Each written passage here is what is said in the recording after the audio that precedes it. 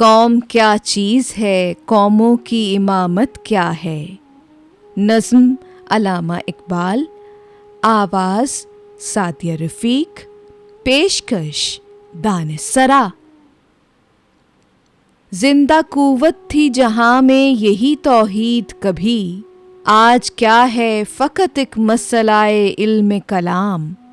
रोशन इस ज़ौ से अगर ज़ुल्मते किरदार न हो, रोशन इस ज़ौ से अगर ज़ुल्मते किरदार न हो, खुद मुसलमान से है पोशीदा मुसलमान का मकाम।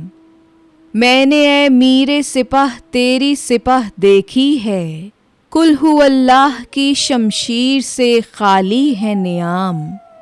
आह इस राज से वाकिफ है न मुल्ला न फ़कीह, वहदते अफ़कार की बेवहदते किरदार है खाम। कौम क्या चीज़ है, कौमों की इमामत क्या है, इसको क्या समझें ये बेचारे दो रखत के इमाम।